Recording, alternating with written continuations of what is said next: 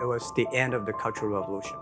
It was, well, my grandfather was a tiny landlord, was considered, after liberation, was considered to be a bad guy. So I was, I know how tough it was when I was a kid. You tried to get into 3 colleges. Each time they rejected you. No, I tried. There is an examination that young people, if you want to go university, you have to take the examinations. So I failed 3 times. Right. But a lot of fail. I failed for funny things that I failed a key primary school test for 2 times, and I failed 3 times for the middle schools, and. You will never believe in Hangzhou, my city, there's only 1 middle school that lasts only 1 year. It was changed from primary school to middle school because our graduates of our school, no middle school accept us because we were too bad. They will become a middle school. I think we have to get used to it. We're not that good. Even today, we still have a lot of people reject us.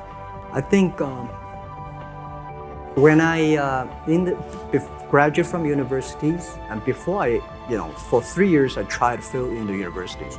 So I applied jobs for 30 times, got rejected. I went for a police, they said, no, you're not good.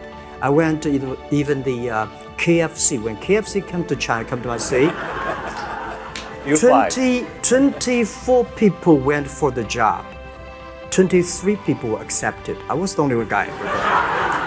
And we went for police. 5 people, 4 of them accepted. I was the only guy that I received it. So to me, being turned down, rejected. Oh, by the way, I told you that I applied for Harvard for 10 times, rejected. I really like I don't know why at 12, 13 years old, that time I suddenly fell in love into the language, the English. And there's no place you can learn English at that time. There's no books, English books. So I went to the Hangzhou Hotel, now called Hangzhou Shangri-La Hotel, because that was the hotel can receive the foreign visitors. So every morning for 9 years, I showed them around as a free guide, and they taught me English. And I think that changed me. Today, I'm 100% made in China. I've never got a 1-day train outside China. Yeah. And when people talk to me, say, Jack, how can you speak English like that? Why sometimes you talk like an Western guys? I think that was the 9 years. These Western tourists opened my mind because everything they told me are so different from the things I learned from the schools and from my parents.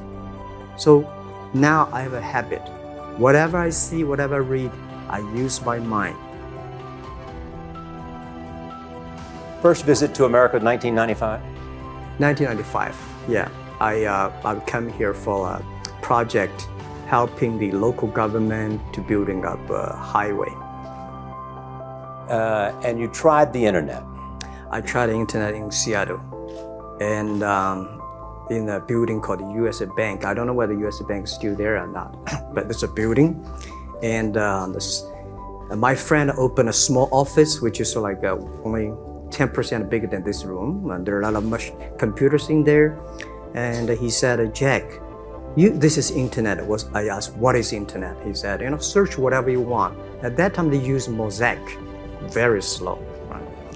And I said, I don't use it. I don't want to type because computer is so expensive in China. If I destroy it, yes, I cannot pay. He said, just to search it. So I searched the first word, beer. I don't know why, because it's easy to spell, baby. And I see beers from Germany, beers from USA, beers from Japan, but there's no beer from China. And I say, okay, type the second word is China. No data. Nothing. And I said, 1995, no data about China. So I talked to my friend, why not make something about China? So we made a small, very ugly looking page called China. It's something like I did a translation agency, we listed on there. It was so shocking. We launched at 9:40 in the morning. 12:30, I got a phone call from my friend. He said, Jack, you got 5 emails. I said, what is email? And they said, these are the things. So people so excited. Where are you? This is the first time I see a Chinese website on that. How can we can we do something together? So I think this is something interesting. So we should do it. Why did you call it Alibaba? Alibaba? Well, when I started, I think internet is global. We should have a global name. And a name that, interesting, like at that time, the best name is Yahoo, right?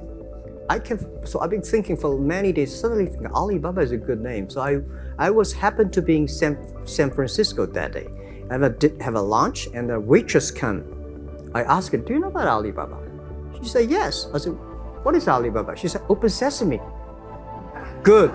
So I went on the street, asked about 10, 20 people.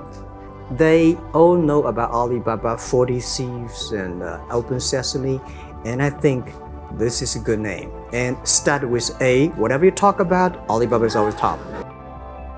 I think because we started doing business on the internet, I don't know you, you don't know me. So how can you do things online unless you have trust?